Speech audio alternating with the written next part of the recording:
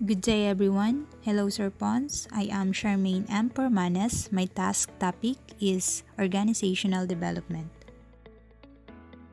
Organizational development is a conscious and calculative effort to increase an organization's ability. Organization development could also be defined as a readiness to meet the possible changes in the future. It could also be the study and implementations of practices, systems, and techniques that affect organizational change. Organizational development as a concept has the following distinguishing characteristics. The first one, the focus of organizational development is on the existing and desired culture processes of the organization. It is also a program which is education-based and is planned to develop values, attitudes, norms, and management practices. The approach behind organizational development is a data-based one which intends to understand and diagnose organizations. Another characteristics, there is an encouragement of collaboration between organizational leaders and members in managing culture and processes on part of organizational development. Lastly, it also believes that teams of all kinds are particularly important for task accomplishments. Next is the core values of organizational development. The humanistic values of organizational development, articulated by Marguelas and Raya in 1972, are as follows. The first one is giving opportunities to people and influencing their way of relating to the organizations, its environment, and the work done by them. Second is striving to enhance the organizational effectiveness in terms of its missions and vision.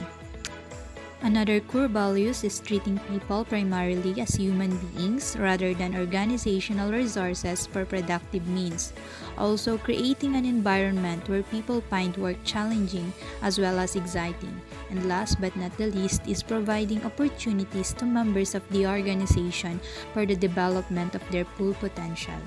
Here are the models of organizational development. The effort for ensuring organizational development are made in stages. The first one is the action research model that comprises the following stages: entry, contracting, diagnosis, and feedback.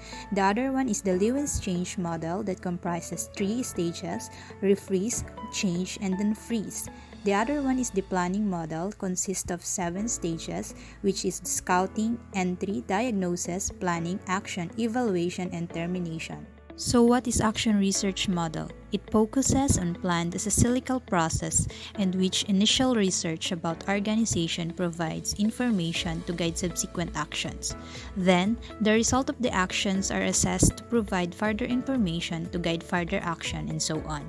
So the main steps involved are the entry, or the problem identification. This stage starts with the comprehensions of the problem that could be resolved with the help of organizational development. After problem identification, next is the contracting. This would help establishing a sound relationship between the two parties involved.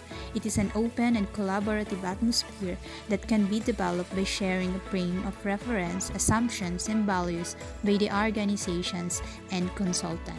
Third is the diagnosis or the data gathering in preliminary diagnosis. This not only involves gathering appropriate information but goes on to analyze and establish the fundamental causes of problems in organizations. So the basic methods of gathering data are interviews, process observation, questionnaires, and organizational performance data. The fourth one is the feedback or the diagnostic data is sent back to the client. The feedback step in which members are given the information gathered by the OD practitioner. So help them determine the strength and the weaknesses of the organization or the department under study. Lewin's change model. Back in 1940, Kurt Lewin developed a model for understanding organizational change. His model is known as unfreeze, change, and refreeze. The first stage that involved preparing the organization for the change that is about to take place is unfreeze. It recognized the need for change, also determined what needs to change, encourage the replacement of old behaviors and attitudes, ensure that there is a strong support from management, and manage and understand the doubts and concerns. The second stage is the change or the transition phase wherein the actual change is being implemented. They plan the changes. implement the changes, and help employees to learn new concepts or point of views. The last one is the refreeze. These changes are reinforced and stabilized. It also integrates changes into the normal way of doing things. It also develops ways to sustain the changes. And last, celebrate success. Here, this makes the members of the organization feel highly comfortable and confident with new working systems. The third model of organizational development is planning model. It is a dynamic process consisting of 7 stages. The first one is the scouting. The most important objective of this stage is to find out the best points that need to be changed or from where the change should be initiated. Second is the entry. After the selection of entry point, a contract is negotiated through the entry point. The purpose of contract is to define if and interpret how the succeeding stages of the plan change process will be carried out. Third is the diagnosis, or the primary aim of this phase is moving forward in order to enhance the functioning of the system by altering the supposed complexity into precise problems. Next is planning. Planning phase is based on the results of the diagnosis phase. These results may require a renegotiations of the entry contract. Next is action. During the action phase, the plan of action is developed and the planning phase is implemented. Next is evaluation. Based on the objectives defined during the planning phase, the evaluation of the change strategy is carried out. The last one is determination. It is thoughtful to discuss and tentatively agree on the conditions of termination to avoid any kind of chaos later on.